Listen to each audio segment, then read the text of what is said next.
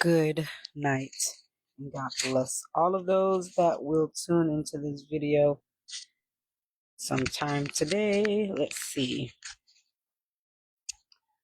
Okay. All right. Good night. This is Sister Cinnamon Adams. And as I make myself comfortable, just trying to see what I want to talk about. There's a few things I wanted to talk about tonight. And I suppose, let me see.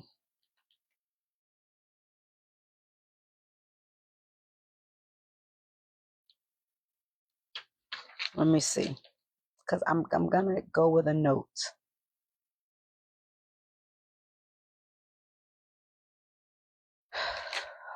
All right.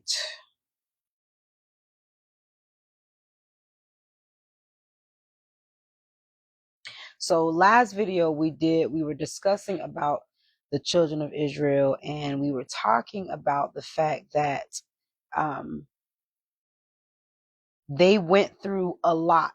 They had, as you would call, a hard life. The children of Israel had a hard life, and they we talked about a bunch of different things as it relates to, being in slavery and things of that sort, and how their hearts were hardened, how, bad experiences, hope deferred, being put off, how it makes people's hearts sick, how it makes you bitter. So we discussed about being humble and how humility makes us accept what God is doing. And so, we talked about that as it relates to the children of Israel and just our own lives, because of the way we think, because of the way that we are, we really don't, we can't take our so-called bad experiences as accepting what God is doing, because man feels like they should not experience bad, that we are only supposed to experience good, that we're only supposed to experience pleasure. We're not supposed to experience bad. Man believes that. How do we know that? Because the way that man responds to circumstance, how they respond to life, how they respond to things. And so you've got Job's wife in the book of Job that, after seeing her husband and life just take a turn for the worse, as she probably would have described it, she makes the statement, how long will you hold your integrity? Just curse God and die. Like, just end it. And he tells her that she talks like one of the foolish women. And he says to her, shall we accept good from God only and not evil? So that's this matter, accepting what God is doing. So why can't men accept what God is doing, even if it's seemingly bad or it's seemingly dangerous? Because we do expect to only have pleasure in this life. We do expect to only have good in this life. The fact that bad things do happen, man has come to a place of accepting bad, accepting the way things are, and trying to work around it. They're not trying to accept it as this is a part of God making. Either A, you're being punished, or B, God is working out your life. So when it comes to, wanting to do pottering class or something like that, I don't know. I didn't take a class, but I did get a chance to have the experience a few years ago. And one of the things that I learned was how you have to take this ball of clay that you get, this lump, you have to form it into a ball. So we're talking about, and we don't know, and it can be for minutes, like 30 minutes, 20 minutes, 50 minutes, taking this ball and you're just tossing it back and forth in your hand, forming it, trying to make it round, tossing it back and forth in your hand, wetting your hands, doing it over until it's time for the digging process and the molding process. If clay could talk, it will probably tell you that hurts. That hurts. And you would not think that the clay's opinion matters because you have a will, you have a desire. There's a type of view you have. It pleases you, and so you want to implement what pleases you.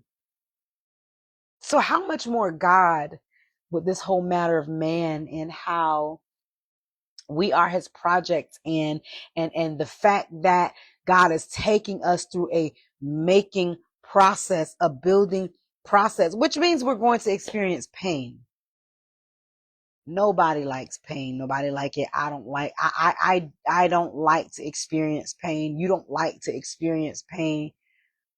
But if we are the kind of people that know that even in our lives as believers, if you're a believer and you're working out your soul salvation with fear and trembling, you're following Jesus Christ, then you would be one that would say, I don't like to experience pain, but that painful circumstance shaped me to be this person. That painful situation brought me to this point of faith.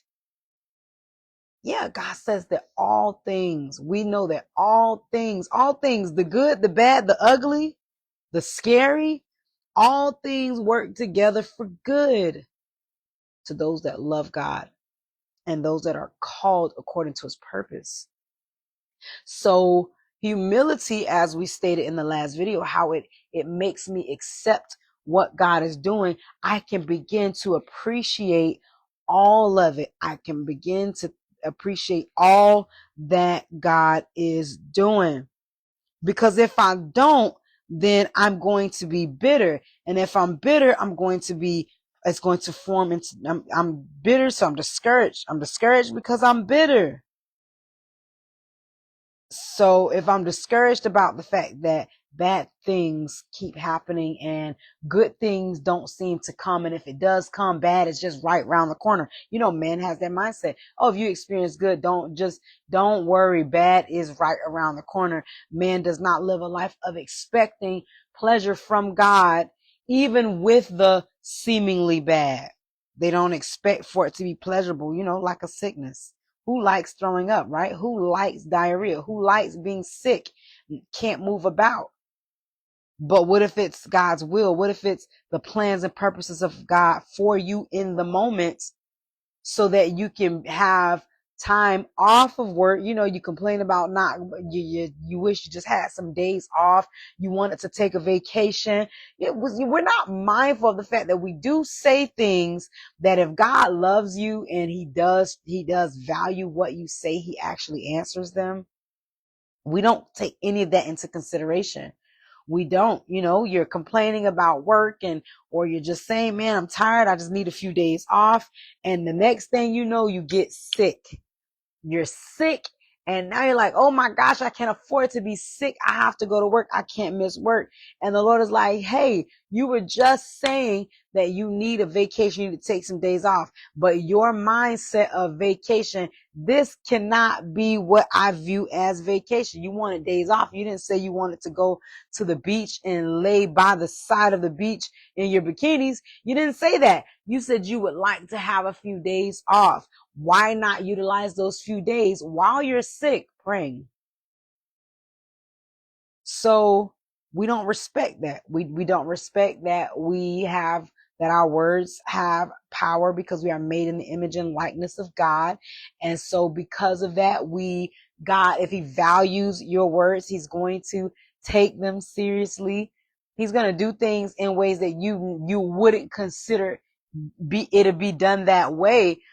But if he does value what you say, he's going to answer you. He's going to answer you. So it causes for us to just accept God as Father, and appreciate it. It causes us to humble ourselves, causes us to be humble, because that means that he's not missing anything. It means he's not missing anything. It means that he is making himself available, him doing things in the believer's life because he's trying to work in our day. It's him making himself available, drawing nearer unto us so that we draw also nearer unto him. And so if I'm discouraged because I'm going through consistent matters in my life, and I'm bitter, and I'm bitter because I want God to make things better for me. I want God to make things right for me, because in my nature, I expect only good from God. I do not expect evil. I don't expect evil. I don't expect bad to happen. I only expect the good. I expect for God to be good to me. Your word says you're good. Be good to me. So Job says to his wife, or he asks the question, what? Shall we accept good from God only and not evil? I mean, to answer your question, Job, yes, I think we should only accept good from God and not evil from him. But what is he communicating? What are we getting from Job asking his wife that question? Because he says, I am the Lord that creates good and evil. Yeah, can there be evil in the city and the Lord not done it? So we should only expect good. Okay, so fine. If we are to only expect good from God, then in order for us to only expect good from God, we got to be good. And because we're messed up, because of what the tree has done to me, it has done to you, we have to go through this life. God has to do things to get us where we need to be. And sometimes that's going to just take some painful situations and circumstances. It just is. We don't like it. But if we learn to accept what God is doing, I'm telling you, you can really go through this life like David says, yea, though I walk through the valley of the shadows of death, I will fear no evil because he's with me. Yes, I can go through these tough circumstances. I can live this life and not have to worry, not have to be afraid. Oh, God is in control. If I know and believe that God is in control and I live that way, I don't have to worry about anything. There's nothing that I have to worry about when I know that God is in absolutely everything. Like, no. He's in control of absolutely everything. Nobody, no one, no devil, no anything is in control. It's God. It's God. And when I believe that and I live that way, man, life, that's when it becomes easy. So what makes the Christian life hard? What makes it hard? It's what Jesus says to Paul, how it's hard for you to kick against what God is doing. That's what makes the Christian life hard, because we are going upstream. We are going against the grain. We are fighting against God's will versus our own will. That's what makes it hard. That's why people say yes to Jesus, because of the feeling. It makes them feel good. It makes them feel loved and accepted at first. Yeah, God is good and he forgave me for my sins and I'm so grateful. You feel good. You feel good to be free. But after you've been free for some time, you start doing things as though you're still in bondage. And so people get bored with their freedom. They don't know how to kill the fatted calf and make merry with their friends. They don't know how to do that with their freedom. They think that Christianity is all about work, work, work, work, work, work, work. That's what they think. They think it's all about work. And because they think that it's all about work, they're not. They're bitter. They're bitter. They're discouraged. And most are going to leave the faith. They're going to leave the faith because of their mindset of the Christian walk. This is hard. This is boring. This is not what I expected it to be. But in the beginning, you were so happy. You were so excited about faith. You were so excited about God's purposes and plans. You were all for it. You were ready. Who bewitched you? Who seduced you to think and believe something else? That's what happens.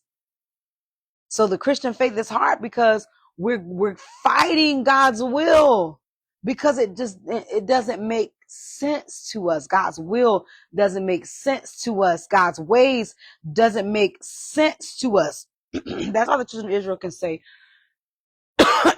Children of Israel says in maybe Micah, I believe, Malachi, one of these, or maybe Jeremiah. The way of the Lord is not equal. What are they saying? They're saying God's ways just don't make sense. It doesn't make political sense God's, and it just doesn't. And he says, "Oh, house of Israel, is it really that my ways are equal and yours are unequal? You're confused. You're the one that's confused about what you want, who you want to serve. So how is it that my ways are unequal when you're the one that's being tossed to and fro by every wind of doctrine, right?"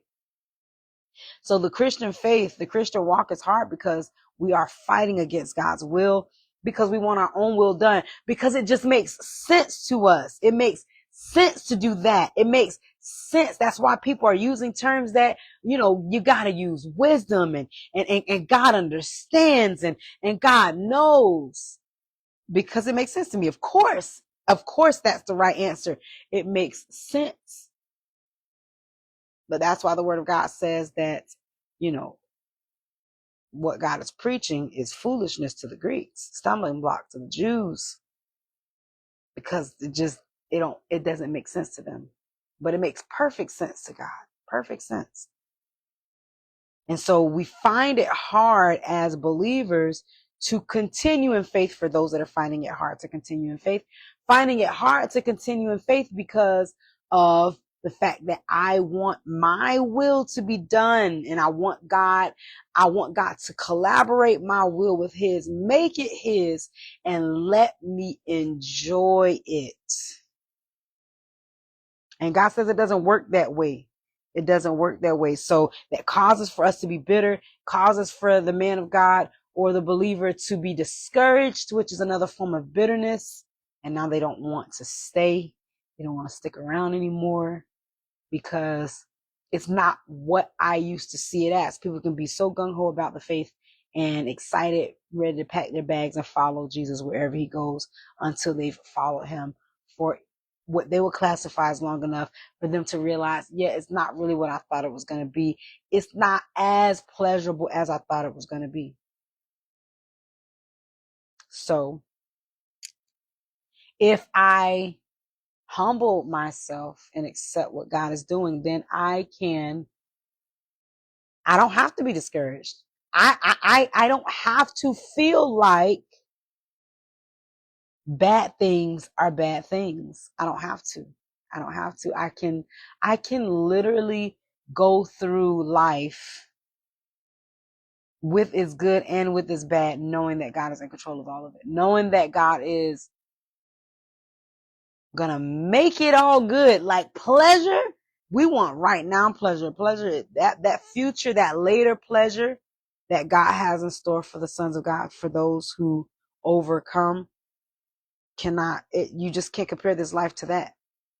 We don't know what we're going to be. We can't fathom what we're going to be. We don't know, but one of the things that we do know is that we're going to see him. We're going to see him. All of that waiting, all of that desire, all of that come Lord quickly. We're going to finally get to see our maker face to face. We're finally going to get to see him. And everything else that we felt like was a strive to get to this would have been all worth it for those who are seeking, looking, desiring for a city, the one that has foundations, whose builder and maker is God.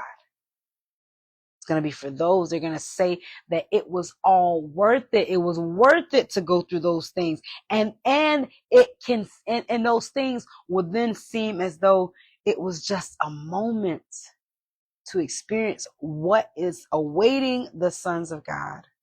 So I've got to accept what God is doing. And if I accept what God is doing, I can go through this life with a breeze. I can go through it with a breeze. I don't have to worry about anything if I accept all that God is doing. He's doing a lot of things. If I accept all of it, life can be easy for us. It can be easy for us. It doesn't have to be hard. We make it hard because we do have a will that is against God's. We do have a way that is against God's. It's just true. It's just true.